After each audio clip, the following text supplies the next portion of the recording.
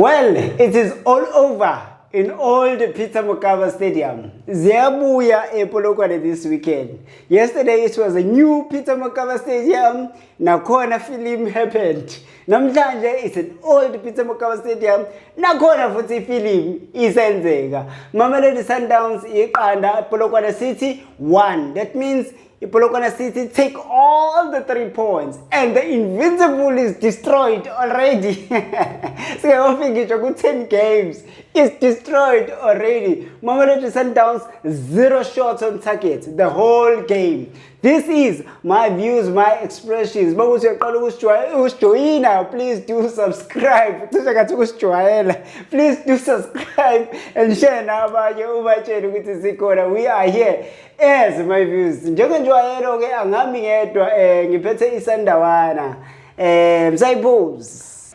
evening, Mzansi, on my views and my expressions on a Sunday afternoon. I said my views, my expressions. What's wrong today? Okay, on a Sunday afternoon, after a Sundowns vs Polokwane City game, which just ended now with a win to Polokwane City. And the 3 points to Polokwane City. Of course. The only team that remain undefeated in the league is Orlando Pirates.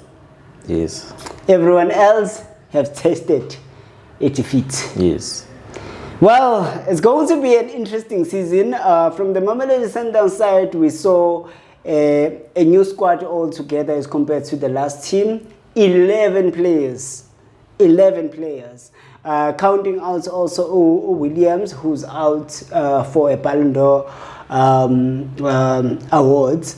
Dennis Onyango, but the whole squad changed. The starting lineup, the whole of it changed, and then Sabona Abanda Abasha, and of which people were excited about that, so that other players are being given an opportunity to play. But them getting an opportunity to play, Mamelodi Sundowns lose. Yeah, I just said that when you make a lot of changes, the fluidity won't be the same.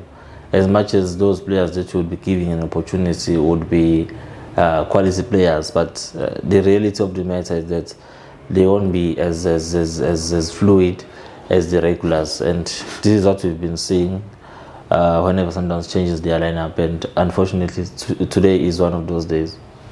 But then amongst your picks is even we on a cup game. I remember on MTN 8. Polokwane City gave Sundowns hard time, and they even scored their own goal. That's how Mamelodi Sundowns advanced to the semi-final. So what is it that Polokwane City is doing right when they are playing up against the Sundowns that the other team are failing to do? Yeah, as you're saying, Polokwane City has always been, they call it a hoodoo team for Sundowns for some time now. We are welcoming them back from lower divisions from last season, which they showed even in that season how difficult they are against Sundowns. This season they've already started showing, both in the MTN and now in the first round of the league. Even before they were relegated, they were a very difficult side to deal with. So I think if I were to focus on today's game, I think Polokwane City didn't really pack the bus. Low block. I wouldn't say it's a low block, this one, but what they did good was to ensure that Manuel Kambala and Cole Alexander in the middle of the park, including Mapangule, didn't give so much spaces for the starters being Mabue and Allende and then River to be able to get those through passes to Tabelo Morena or Tesh on the left. And so Polokwane City kept on that, and they kept on doing that. And immediately when Sundowns lost the ball, either from a set piece or an attempted through ball, Polokwane City would look very dangerous with either Matsuludi on the right or Ashwin Apolis on the left, and their number 9 Chauge. And so I think Polokwane City were very happy with the persisting situation of the game. That's they didn't change much of their game plan until they got that goal. And even before that goal, I think they still had some reasonable opportunities to take the lead even before that goal that they scored through their captain Nigan. Yeah.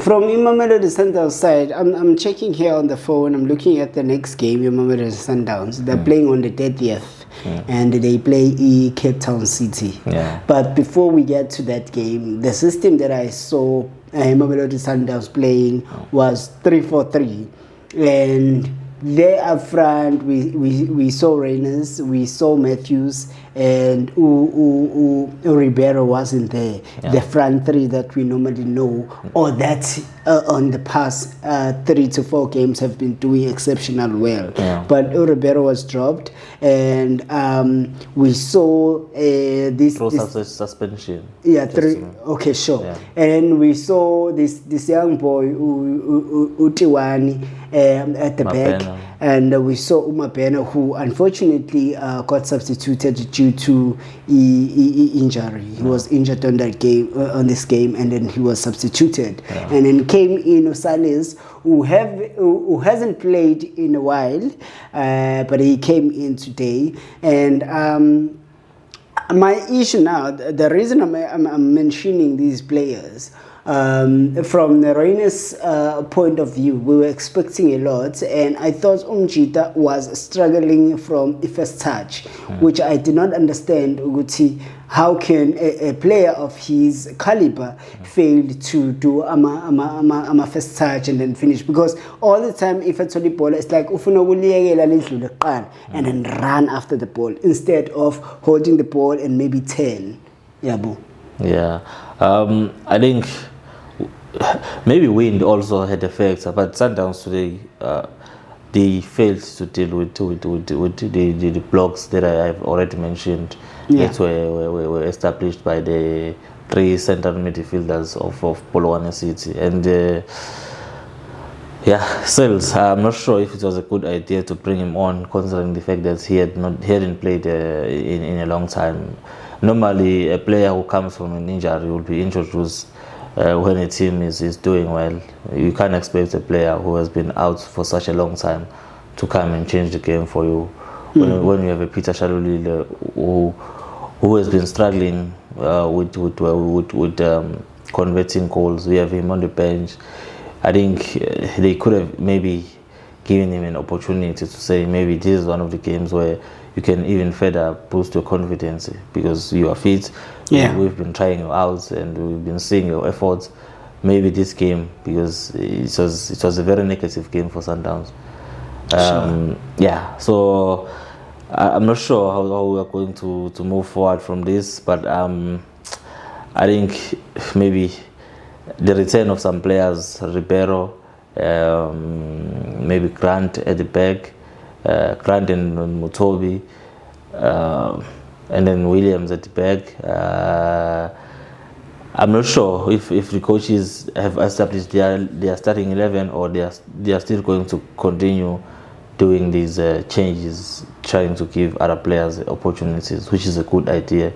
But again, it's going to affect our play. You're mentioning Grant, you're mentioning Umvala, and there are so many players on the second half of the game. Do you then think, Uguti, by a coach holding these players, he undermined Polokwane City, or what was the issue here? I don't think it would be a matter of it would be a matter of undermining an opponent here, but sorry, Polokwane, not Cape Town City. Yeah, I get that. I don't think it would be a matter of undermining the opponent, but you are always going to be expected to make changes because it's going to be a long season. Yeah. You have a big squad, and there's no other way we are going to give other players an opportunity except in official games. Yeah. So it's gonna happen from time to time. It's just that I'm not sure if they are still going to persist on that, or they are now going to like use their normal, if they found their normal lineup. It remains to be seen what is going to happen going forward. Well, Yeah. but so I think that's just about it. But what everybody needs to understand is that Pirates are sitting on 15 points, 5 games, 5 wins, and followed by Mamelodi Sundowns, which have played 5 games and only won 4 with a loss. So Orlando Pirates is the only club that hasn't lost a game.